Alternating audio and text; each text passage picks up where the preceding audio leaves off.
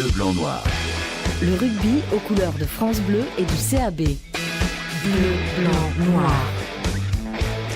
Bonsoir à tous, c'est Bleu, Blanc, Noir sur France Bleu Limousin. Ce soir, nous recevons le deuxième ou troisième ligne du CAB, Julien Ledévédec, ainsi que l'arrière, Laurent Ferrer.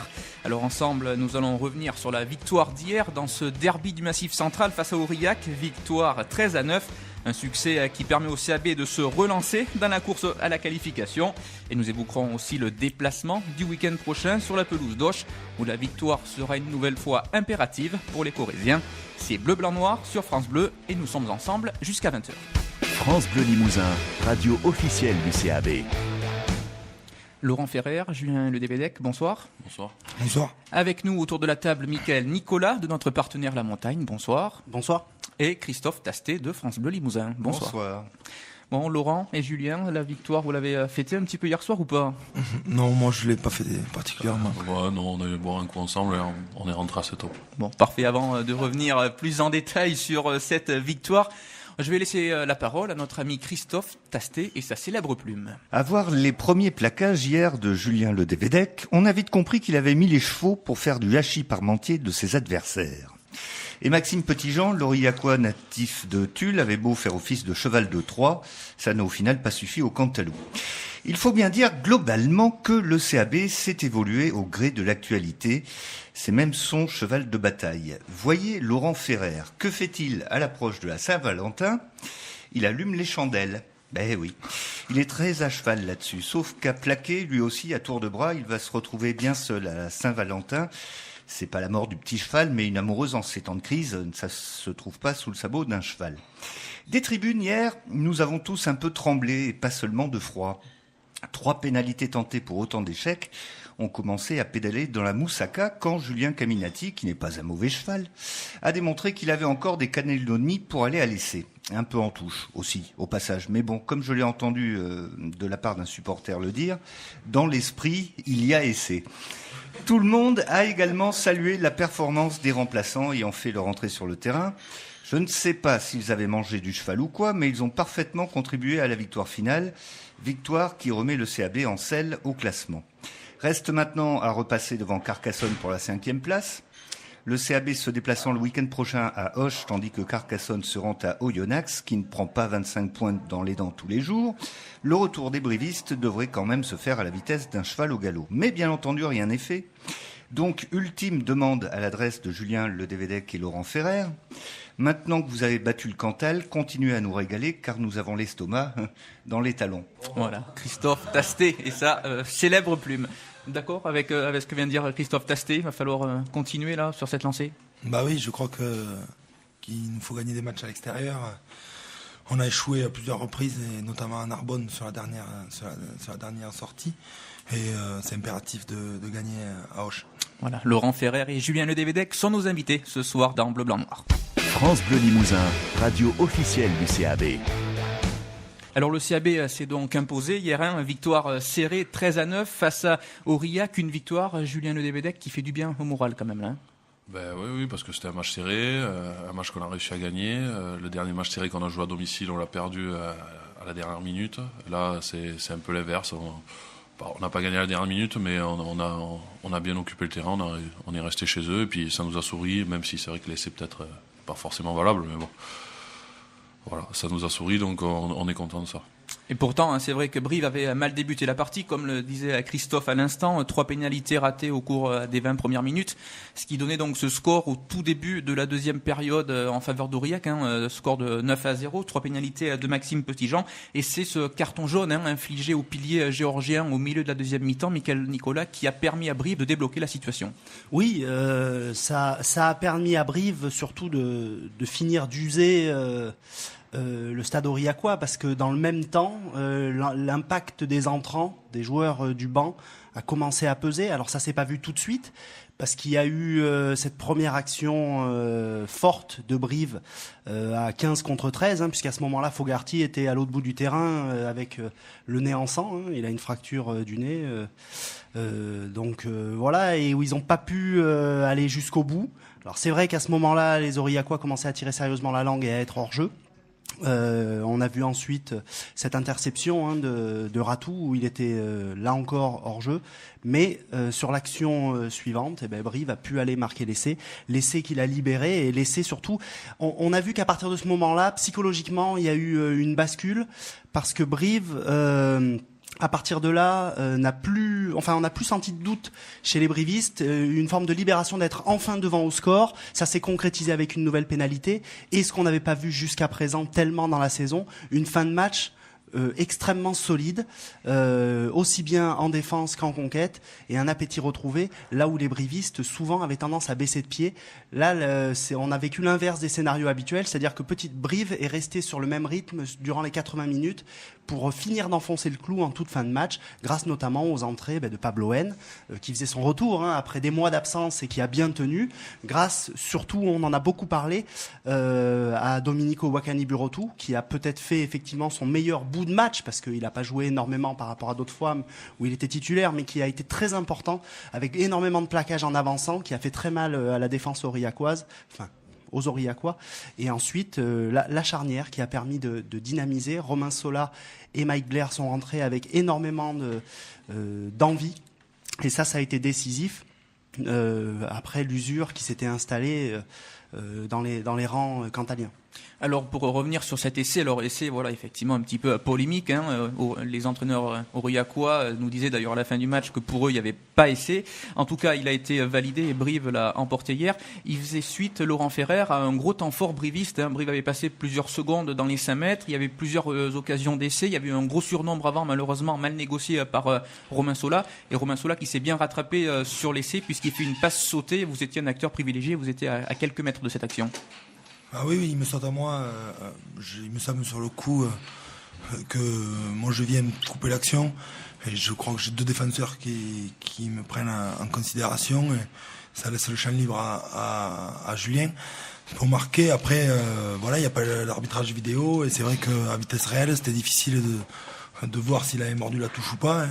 Il y a juste un bout de cuisse qui touche la ligne quand on voit la vidéo. Bon, voilà, je crois qu'on méritait... Même s'il n'y a pas essai là, on méritait quand même de gagner. C'était important, Julien, de pouvoir scorer là sur ce temps fort, parce qu'on sait qu'en première mi-temps, donc il y a eu ces échecs au pied, vous êtes venu 2 fois à 5 mètres de la ligne et vous avez été pénalisé 2 fois. Est-ce que si vous n'aviez pas scoré là, le doute aurait pu s'installer dans vos têtes? Oui, je pense que c'est important d'avoir marqué, parce qu'au fur et à mesure du match, on aurait plus la chrono aurait avancé, et plus on se serait dit allez, il faut, et peut-être qu'on aurait un peu perdu les pédales. Donc voilà, après c'est vrai que tout le match quand même, il me semble, sans avoir revu le match, qu'on a été souvent chez eux et que on a passé un paquet de temps dans leur camp. Alors il y a quelque chose d'assez frappant. Voilà, vous étiez mené 9-0 à la mi-temps, vous n'avez pas douté, vous avez su revenir donc à partir du moment où Aurillac s'est retrouvé à 14. Ça illustre, Laurent Ferrer, quand même un bon état d'esprit là au sein du groupe. Ben oui, notre état d'esprit, il est bon et il est sain depuis longtemps, depuis le début. Voilà, il fallait trouver des ressources et les ressources, on les a et on n'a jamais douté sur ça. Alors ça a été un match avec un gros combat, on voit encore sur votre visage, Julien, il y a quelques stigmates du match d'hier. C'est le terrain, ils sont partout. Mais ça a été donc un gros combat, ça s'est vu. Il y a eu l'apport du banc a été important, comme le disait Mickaël tout à l'heure. Mais les remplaçants ont pu appuyer après que les titulaires aient fait un gros travail d'usure sur cette équipe d'Aurillac en première mi-temps. Oui, on peut. Tout le monde a joué le jeu, tout le monde s'est donné à 100% pour l'équipe.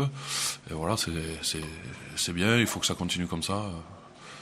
Voilà, j'ai rien à rajouter. C'est vrai qu'on a tout donné et au moins même si on avait perdu, on aurait rien eu à se reprocher. Alors c'est vrai qu'après l'essai de Julien Caminati, il y a eu cette pénalité transformée aussi par Julien Caminati qui a marqué les 13 points brivistes hier. Et c'est vrai qu'à partir de ce moment-là, sur le dernier quart d'heure, on a vu une équipe de Brive qui en voulait sur le terrain. Alors on sait que sur certains matchs précédemment, face à Albi, face à Carcassonne, les dernières minutes avaient été compliquées pour vous. Et hier, on a senti que sur les dernières minutes, vous avez défendu comme des morts de faim, même sur une des rares incursions d'Aurillac dans vos 22 mètres, sur cette occasion qu'ils ont eu à 5 mètres de votre ligne à 5 minutes de la fin. Vous avez su trouver les ressources pour aller gratter ce ballon important, Laurent Ferrer? Oui, c'était à la fin, on voulait absolument pas perdre. Si on perdait ce match, je crois que c'était fini, ou quasiment fini. Et on a réussi à trouver les ressources pour pour être présent jusqu'à la fin. Et avec l'usure, on a réussi à les repousser et à éviter la défaite. Alors ce qui a été frappant aussi sur le match, Mickaël Nicolas, c'est la pression qui a été mise sur Maxime Petitjean. Il y a eu beaucoup de plaquages, certains à retardement sur lui. On peut penser que ça faisait aussi peut-être partie de la stratégie finalement. Oui, surtout que les brivistes en tout début de match ont failli prendre la rencontre un petit peu à l'envers. Ils ont essayé de jouer leur premier ballon plutôt que d'occuper. Ils les ont rendus aux Aurillacois qui eux ont essayé de les prendre par du jeu au pied, de sauter le premier rideau. Heureusement, la défense était en place et à partir de là, le jeu d'occupation au pied, le jeu de pression au pied s'est bien mis en place. Le triangle à ce niveau-là, le triangle arrière, que ce soit Laurent Ferrer, mais que ce soit aussi au niveau de la charnière avec Thomas Larangera, même si on ne peut pas dire qu'il ait fait son meilleur match sous le maillot briviste.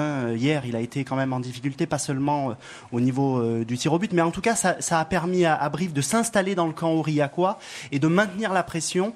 Et il était logique à ce niveau-là, de cibler énormément Maxime Petitjean, qui est un petit peu le baromètre de cette équipe, surtout vu les conditions de jeu. On savait qu'il allait être sollicité, de même que McPhee, mais il est physiquement il est un petit peu moins solide. Il revenait à Brive où il n'avait pas joué depuis des années. Forcément, il devait un petit peu gamberger. Il a re-signé à Aurillac pour 5 saisons. C'est un contrat extrêmement long. Enfin, il y avait tout un contexte qui faisait qu'indépendamment de la stratégie, c'était logique de le cibler énormément pour le pousser à la faute et pour garder cette occupation du terrain. Ça a été payant, même si il n'a pas fait énormément d'erreurs, Maxime Petitjean, dans ce match. Je crois qu'il y a une pénale touche qu'il n'a pas trouvée, mais enfin de part et d'autre, ça s'est équilibré à ce niveau-là. Et puis cette pénalité qu'il rate.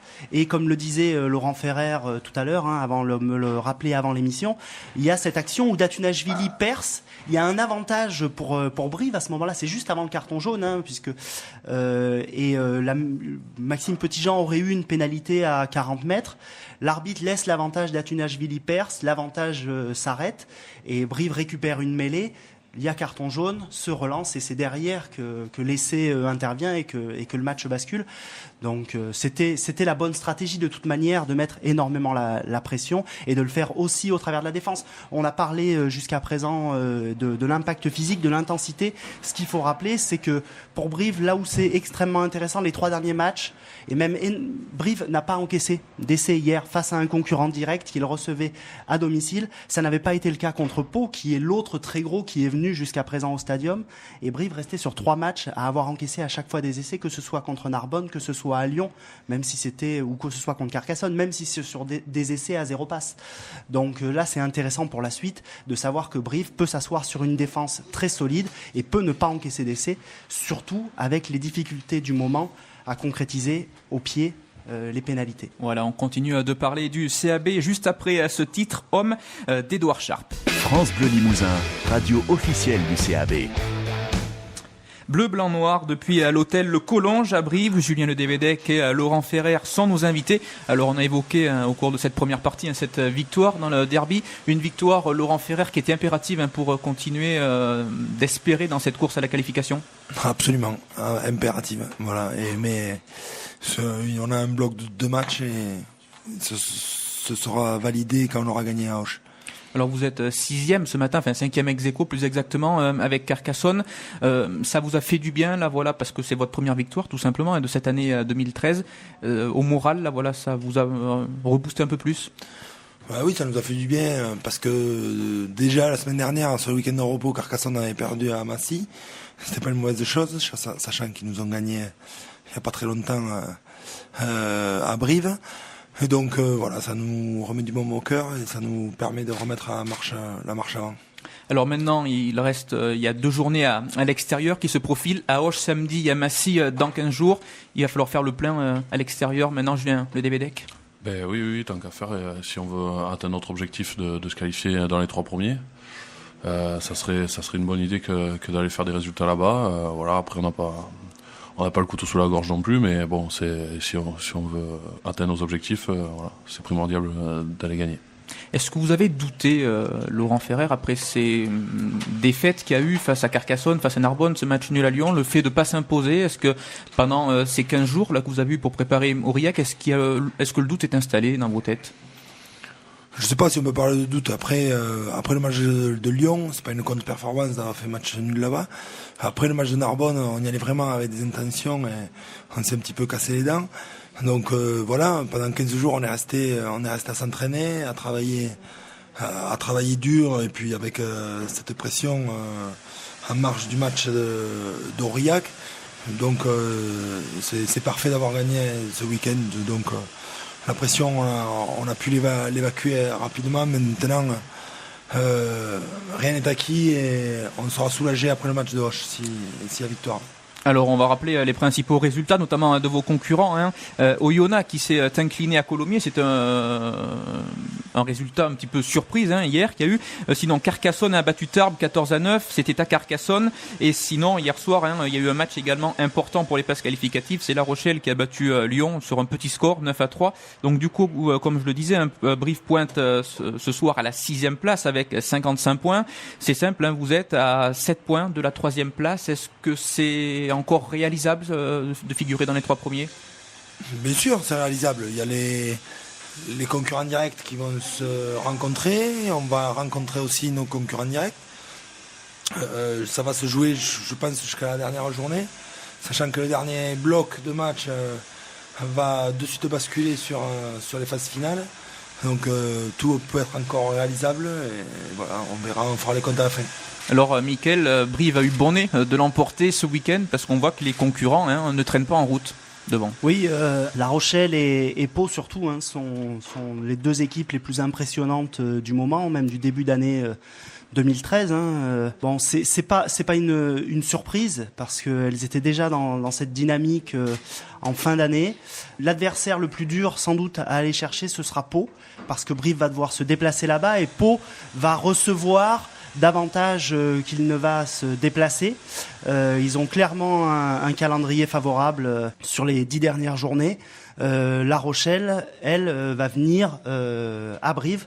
Ce sera en fin de championnat et ce sera effectivement un match qui va compter et qui va peser. Un match là encore que Brive ne pourra pas se permettre de perdre. Voilà. Bon, après on voit que derrière rien n'est fait pour autant et que tout peut encore basculer. Lyon, ça devient compliqué pour Lyon, mais ils sont pas totalement décrochés d'une journée à l'autre. Voilà, les 3 prochaines journées vont être primordiales pour Brive, avec en point de mire aussi la réception de Tarbes, où il faudra, voilà, ça c'est un concurrent que Brive doit entre guillemets tuer dans le mois qui vient. Ensuite, les affrontements entre adversaires directs, pour Lyon notamment, qui a perdu hier à La Rochelle, seront déterminants, comme ça va l'être également pour Carcassonne, qui va à Oyonnax, on l'a dit un peu plus tôt. Vous parliez à Mickaël donc des 3 prochains matchs. Il y a notamment donc ces 2 déplacements à Auch et à Massy. Et on voit que dans les équipes de tête aujourd'hui, Brive est l'équipe qui a pris le moins de points à l'extérieur. Il va falloir profiter là de ces 2 déplacements pour faire le plein justement. Oui, là c'est l'impératif pour finir sur le podium. Il y a pas d'autre issue possible. Pour se qualifier, Brive a encore des jokers. Il faut pas être obnubilé par l'idée qu'il faut gagner tous les matchs parce que on n'est jamais à l'abri. Voilà, Brive va à Auch pour gagner. Auch reste sur les Occitans, ils étaient contents d'avoir pris 1 point ce week-end. Alors certes, ils jouaient contre Pau, qui est une grosse cylindrée, mais ils restent sur, je crois 8 défaites. Donc bon, voilà, ils peuvent se réveiller. Ce qui est certain, c'est qu'il va falloir le même type d'engagement, le même type d'intensité et un réalisme maximum pour les enterrer, quoi. Un mot, Julien Ledévédec, sur cette équipe d'Auch, donc vous allez rencontrer samedi, une équipe qui vous avait posé quelques soucis lors du match aller. Ouais, c'était en début de saison où on n'était pas encore, on jouait pas très bien. Bon, je dis pas que maintenant on joue très bien, attention, mais c'est vrai qu'on avait une période difficile et que nous avaient bien réussi à nous contrer, voilà. Et puis là en plus, on sait qu'ils ont besoin de points, qu'ils nous reçoivent. C'est jamais pareil à l'extérieur et à domicile, surtout avec des équipes comme Auch. Donc voilà, on s'attend à un gros défi de leur part. on va essayer de répondre présent.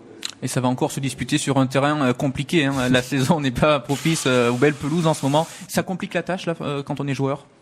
C'est compliqué. Bon, pour les avants encore ça va, mais pour les trois quarts, je pense que c'est encore plus compliqué. Et puis les ballons hauts et voilà, à mon avis, ils vont moins vite un peu à cause de ça, je pense. C'est Bleu, Blanc, Noir sur France Bleu à Limousin. On se retrouve dans quelques minutes après ce titre. Alors attention, c'est du lourd. Carlos et son titre Big Bisou. France Bleu Limousin, radio officielle du CAB.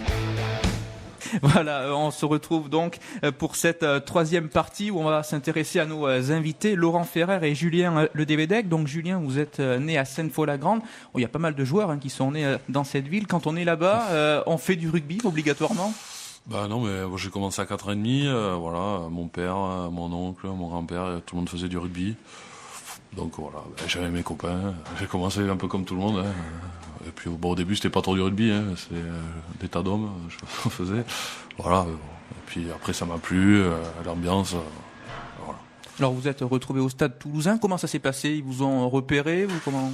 C'est une longue histoire. C'est trop long à expliquer, mais ouais, ça s'est un peu passé comme ça. Enfin, j'ai envoyé mon CV pour être en sport-études en fait, en gros, et Toulouse a retenu mon CV, mais finalement, je suis pas allé en sport-études, donc. C'est compliqué. Et donc vous faisiez partie aussi en 2006 du groupe France qui a été champion du monde des moins de 21 ans. J'imagine que ça reste une très belle aventure, un très bon souvenir pour vous. Oui, c'est un excellent souvenir. Je me suis fait de très bons amis dans cette sélection.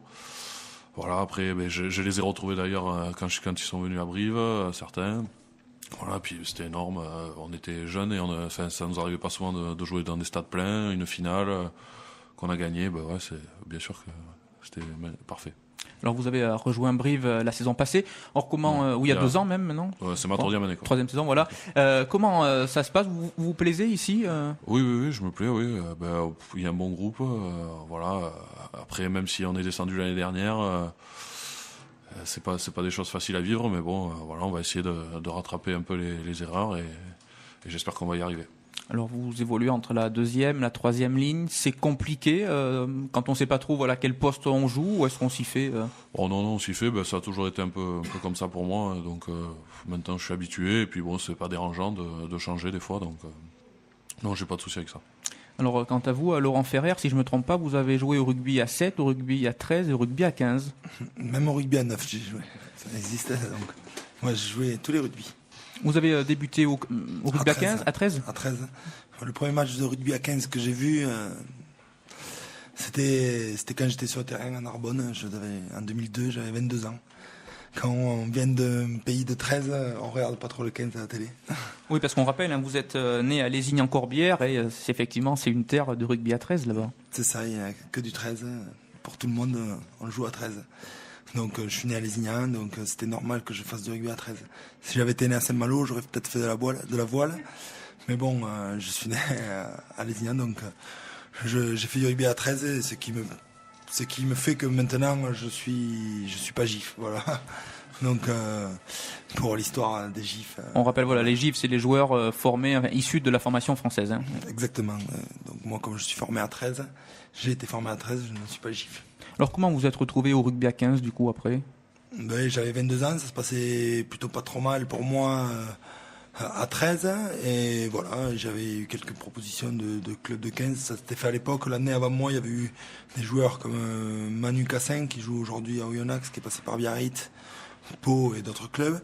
Il y avait eu un joueur comme Yacine Dequiche qui avait joué à l'époque à La Rochelle, qui avait pas trop mal gazé. Et voilà, c'était mon tour. Je me suis passé à Narbonne et ça a été un tremplin. Après, ça fait maintenant, c'est ma 11e saison, donc c'est que ça se passait plutôt pas mal. Quelles sont les principales différences entre le 13 et le 15 ? Bon, c'est pas tout à fait pareil. Il y a beaucoup plus de rythme à 13. C'est beaucoup plus un jeu frontal avec moins le sens tactique peut-être qui est beaucoup plus différent dans le rugby à 15, où on va plutôt privilégier l'occupation, et tandis qu'à 13 il va y avoir beaucoup plus d'affrontements pour essayer.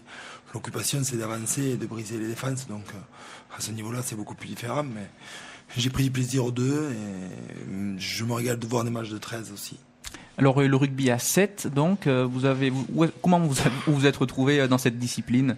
J'étais à Narbonne, à l'époque je jouais pas trop, j'ai eu l'occasion de partir en tournée avec l'équipe de France à 7, et puis voilà, je me suis plu à ce niveau-là, et je pense que si c'était passé pro bien avant, je serais certainement parti avec l'équipe de France à 7, parce que il y a quand même un bon projet avec les Jeux Olympiques qui se préparent.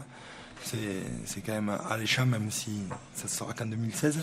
Mais le 7, je trouve, en France, est trop peu méconnu et mériterait un peu plus un peu plus d'appréciation, je pense, parce que c'est quand même un vrai sport avec de vrais athlètes qui jouent au rugby. Et c'est vraiment un bon sport de développement pour la défense, les passes et les qualités individuelles.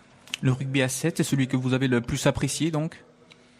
Bon, après, c'est plus c'est un jeu, mais c'est un jeu très difficile. Et j'ai apprécié parce qu'on avait gagné le seul tournoi que j'avais gagné par une équipe de France à Paris. Et c'était un grand moment aussi. Alors, il y a également un projet peut-être qui vous trotte dans la tête, c'est celui d'entraîneur. On sait quand vous avez quitté Bordeaux, Laurent Marty vous a proposé, pourquoi pas, quand vous reviendrez au club, d'entraîner les équipes de jeunes. C'est quelque chose qui vous tente aujourd'hui? Oui, je pense que je resterai de toute façon dans le rugby. Le président Marty m'avait proposé de revenir au club après ma carrière sportive. Et moi, je veux pas brûler d'étapes. Je veux d'abord m'occuper de jeunes. Je pense qu'en France, il y a un gros travail sur la formation. Et sur le bassin aquitaine, je pense aussi qu'il y a 800 000 habitants sur Bordeaux. Je pense qu'il y a moyen de trouver des jeunes doués à ce sport pour faire avancer la formation. Et moi, je serais très emballé de faire ce travail par la suite. Mais avant de devenir entraîneur, il vous reste encore quelques saisons à vivre, justement. Vous serez toujours à Brive l'année prochaine ou pas? Je sais pas, ça va bientôt se décider. Moi, j'aimerais rester à Brive. J'ai ma famille, j'ai 2 enfants, j'ai pas envie de repartir. On est à Brive, j'ai retrouvé beaucoup de temps de jeu ici. Je me sens bien, on me fait confiance, j'ai envie de rester ici, voilà, le plus longtemps possible. Je vais avoir 33 ans, mais j'ai encore de la fraîcheur, j'ai encore un esprit d'un jeune premier. Et j'ai envie encore de jouer encore quelques années, donc on verra ce que Brive me propose, et puis on prendra les bonnes décisions. Oui, parce qu'il y a d'autres clubs apparemment qui se sont intéressés à vous, d'après ce qu'on a pu lire, notamment Mont-de-Marsan peut-être. Oui, c'est éventuellement, mais bon, il n'y a rien de fait, il n'y a rien de signé, et il y a d'autres clubs aussi, il y a d'autres pistes. Moi, ce qui est important, c'est que voilà, je mette ma famille à l'abri et qu'on soit tranquille pour pouvoir envisager l'avenir plus sereinement. C'est Bleu, Blanc, Noir sur France Bleu Limousin. On se retrouve dans quelques minutes pour les cartons. Mais avant cela, on va retrouver Jean-Pascal et son titre, L'Agitateur. France Bleu Limousin, radio officielle du CAB. C'est déjà l'heure des cartons dans Bleu, Blanc, Noir depuis l'hôtel Le Collonges à Brive. On va commencer par vous, Julien Le Dévédec. Carton blanc, carton noir, coup de cœur, coup de gueule.